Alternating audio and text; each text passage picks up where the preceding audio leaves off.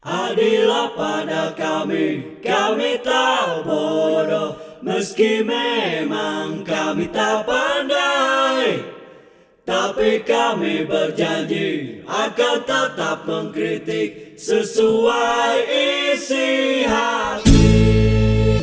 Hei penguasa, ini kami rakyat jelata. Engkau ada untuk siapa? Hei penguasa, ini kami rakyat jelata. Mau sampaikan semua keluh kesah.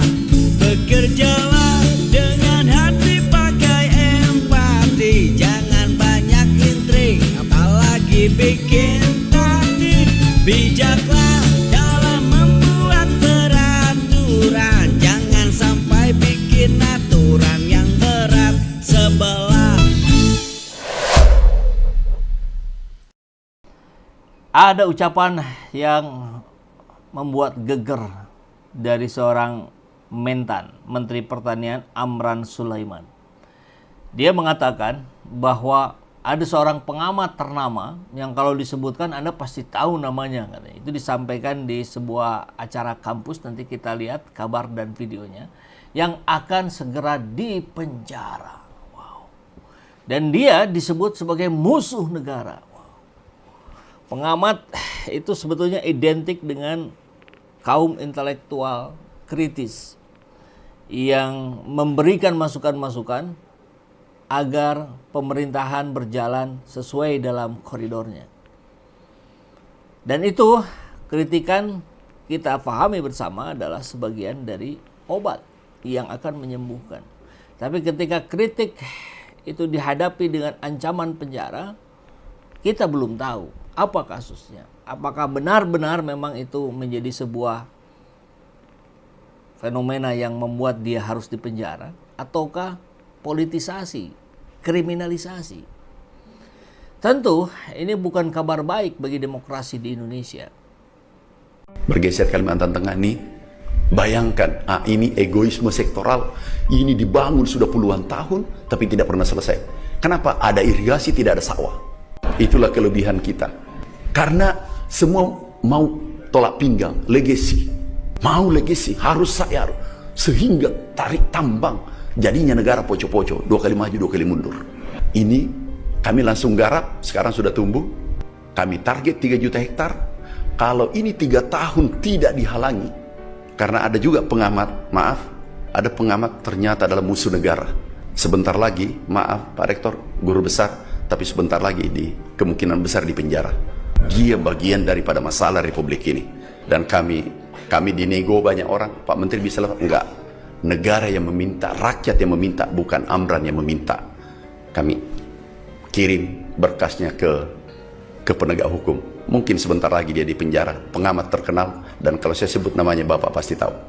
Enggak boleh ya Pak izin Pak Rektor. Ya. Yang jelas bukan UNS. Seandainya UNS, aku pastikan tolak ini penghargaan. Aku pastikan, maaf Pak Rektor, pasti saya tidak terima. Aku cek, begitu kemarin Pak Rektor pulang, aku cek.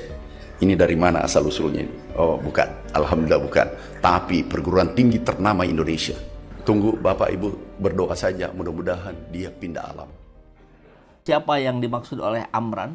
Seorang pengamat ternama segera dipenjara. Kalau tidak salah dia sebutkan namanya berapa minggu lagi, 2 mingguan lagi. Tentu ini sesuatu yang menjadi kabar buruk ya, bagi kesehatan demokrasi kita. Kecuali memang benar dia betul-betul ada kesalahan yang bisa dibuktikan. Ya. Oke, langsung saja kita mulai kabarnya dari info mentan Amran Sulaiman. Seorang pengamat ternama segera dipenjara, disebut musuh negara. Wow. Siapa ini?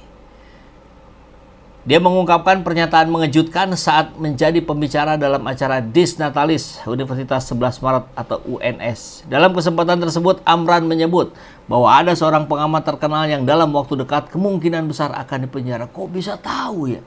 Padahal kan dia bukan aparat penegak hukum. Pengamat terkenal dan kalau saya sebut namanya Bapak pasti tahu, kata Amran dalam pidatonya yang dikutip dari kanal YouTube Universitas 11 Maret. Amran menilai pengamat tersebut bukan hanya sekedar pengkritik, melainkan dianggap sebagai bagian dari persoalan yang tengah dihadapi oleh negara.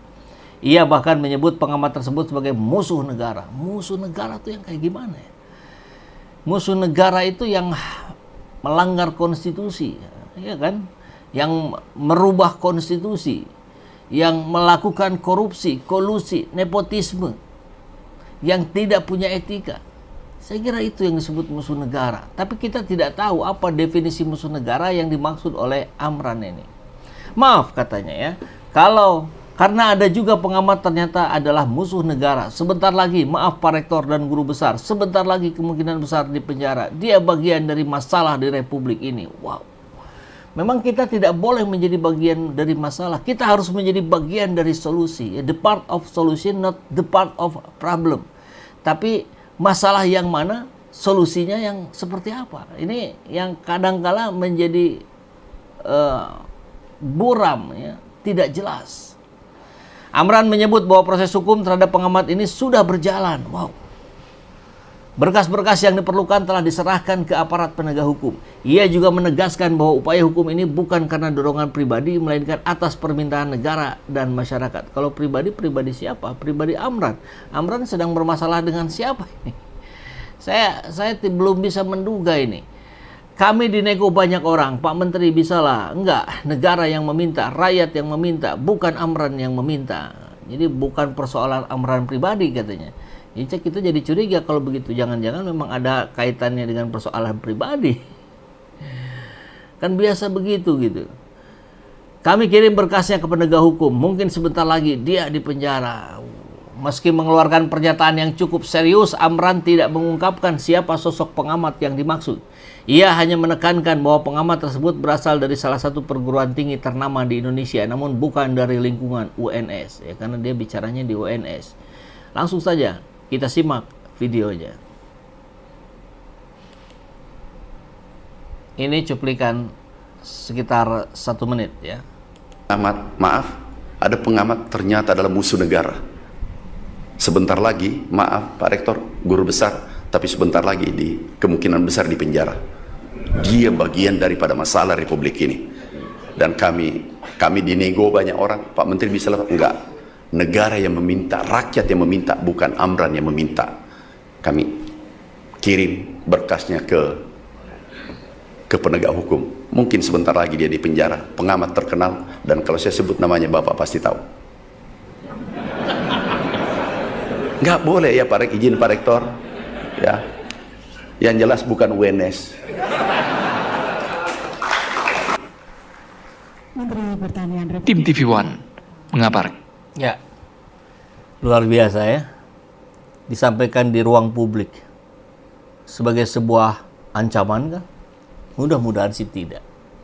Mudah-mudahan sih apa yang disampaikan oleh Amran itu, karena kita kan begini ya, kita equality before the law, semua orang tuh sama dalam di mata hukum. Jadi tidak peduli dia tokoh oposisi, apakah dia tokoh pemerintah, tidak peduli dia pro atau dia kontra terhadap rezim, kalau dia melakukan kesalahan, dia harus mempertanggungjawabkan kesalahannya. Saya kira itu saja intinya gitu. Tapi jangan yang salah dibenarkan, yang benar disalahkan. Ini yang tentu oleh media ditentang. Dan tentu oleh rakyat juga. Nah, yang menarik adalah ada sebuah postingan di TikTok. Kabar tentang Amran juga. Dan di atasnya ada 3 foto tokoh kritis. Rocky Gerung, Refli Harun, Said Didu. Saya tidak tahu, kita belum mendapatkan informasi jelasnya dari mana dia mendapatkan alternatif 3 nama ini. Memang kalau kita dengar, kita selalu simak apa yang disampaikan oleh Said Didu, Refli Harun, dan Rocky Gerung, selalu hal-hal yang bersifat kritis. Tapi kalau Rocky Gerung, saya kira tidak pernah dia sangat langsung menusuk pada pengkritikan seorang Prabowo. Dia sangat kuat mengkritisi sosok Joko Widodo. Jadi rasanya sih tidak mungkin kalau Rocky Gerung ya. Refli Harun dia dengan channel YouTube-nya yang sudah jutaan subscriber, dan dia menyampaikan seperti yang saya lakukan juga, reaction sebuah video, sebuah berita. Mungkin tidak juga ya, rasanya bahkan kedua nama ini, Rocky dan Refli ini adalah yang dimention oleh Prabowo untuk diajak diskusi bagaimana Indonesia ke depan. Iya kan?